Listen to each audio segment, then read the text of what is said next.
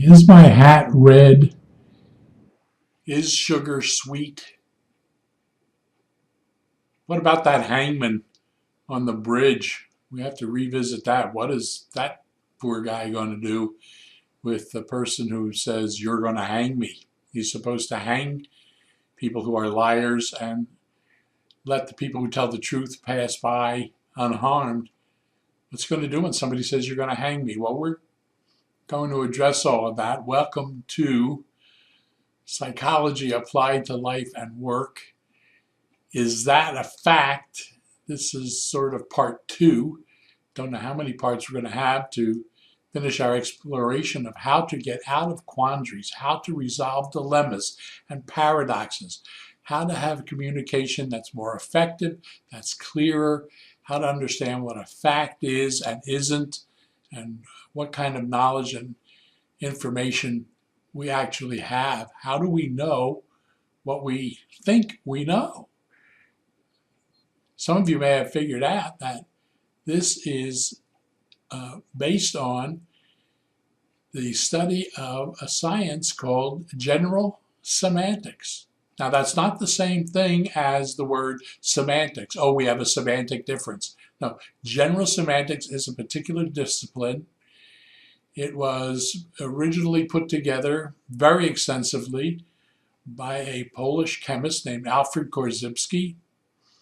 I'll get you some links to some materials if you want to pursue that further. But in the meantime, here are some ideas. How do we make communication clearer? How do we understand what the facts are? If something isn't a fact, what is it? And it has to do with the use of language. How do we use words to convey our impressions of the world, our interpretations of the world, and give meaning to the world around us? I'll start with some things that will give you some jargon, some language. I think it'd be important, and we'll come back and we'll revisit these, but I think it's important to understand there are at least two kinds of knowledge that you have. And we'll call those for the time being factual knowledge and inferential knowledge. And for the time being, going to define factual knowledge as things that you yourself personally experience, things that you know from personal experience.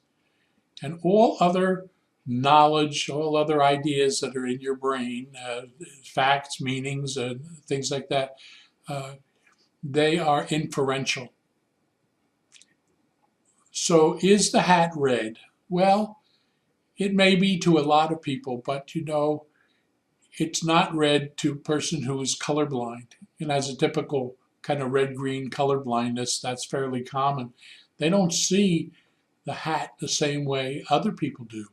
So the hat is not red to everybody. Is sugar sweet?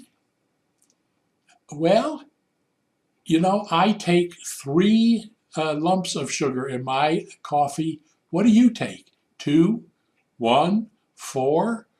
Apparently, the sweetness of the sugar varies with the person who's tasting it, and so we have different opinions as to how sweet the sugar is.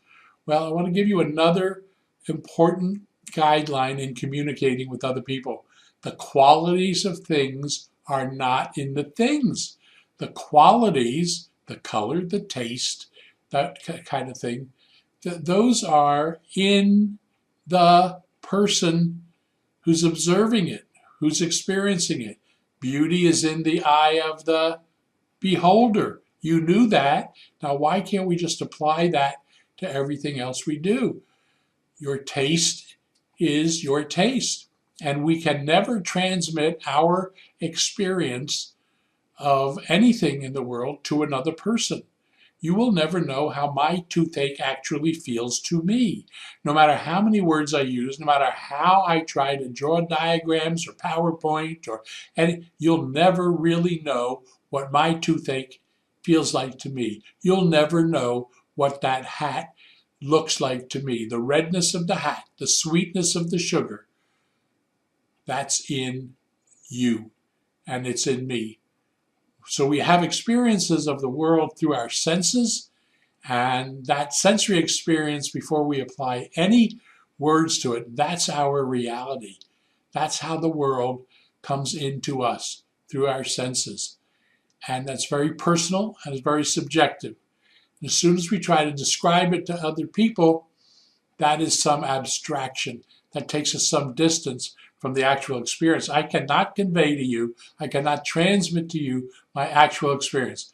When I begin to tell you about it, that's an abstraction. And I can never tell you all there is to say about my personal experience. But when I use words, I have an experience, I interpret that experience in words, I give it meaning, I assign meaning to it, and I tell you about it. Now here's a couple of corrections to make. We'll come back and we'll revisit this again, so we will have fewer quandaries, so we'll get along better with other people. We won't have so many problems of people not understanding us or us not understanding them. That'll be terrific. So when I have an experience, I have it at a particular point in time, maybe in a particular location, maybe under a particular set of circumstances. So if it's at a particular, first of all, it's my experience. That hat is red to me. So we add to me. Let's see who is having the experience. The movie was wonderful to you. The movie was awful to you. So let's identify who had the experience. Then let's identify when. The hat looks red to me now. In this light. Under what circumstances? In this light in my office during the daytime. Here in January. And a specific time. So we add that. If we date our statements, if we add the location and the condition and the circumstances, then we can begin to verify, how do you know? We can begin to ask the question, and we should, how do you know that? And let's see, how do you know? Let's apply the scientific method. If I did the same thing you did under the same circumstances you had, would I produce a similar result? And those are not only tests that we can do to establish the reliability of transferability of experience, but to make it clearer as to the difference between opinions, beliefs, facts, inferential knowledge. The vast majority of your knowledge is inferential, comes to you through the meanings and interpretations that other people assign. And there's a small amount of your total knowledge that comes by direct experience. And in a sense, it's unexpressible. And when you do try to express it, put the date on it, own it, it's yours. Say something about the circumstances so you'll be more accurate. And understand that there's a difference between a description of your experience and a statement about something you think will happen in the future. That's called a prediction. That's how the hangman resolves that paradox. You're supposed to hang people who tell lies. When somebody comes up and says, you are going to hang me, that statement is a statement about the future. It is a prediction. It cannot be assigned a value of true or false. It has a probability of coming true, but we only know the result of that after the fact. So the hangman is going to have some other conversation with that person if they want to determine whether they're a liar or a truth teller. I hope you find this helpful, and we'll discuss more of it in the future. General semantics, a good thing. It has made my life so much more peaceful, so much easier for the last 50 plus years since I started studying this with Harry Weinberg. I'm going to give you some resources, and we'll take this up again. Is that a fact?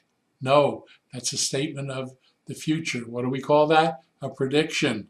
What's the probability? Well, we'll have to estimate that. I think right now, to me, there's a high probability that we'll take up more of this in the future. And we'll feel better. See you later.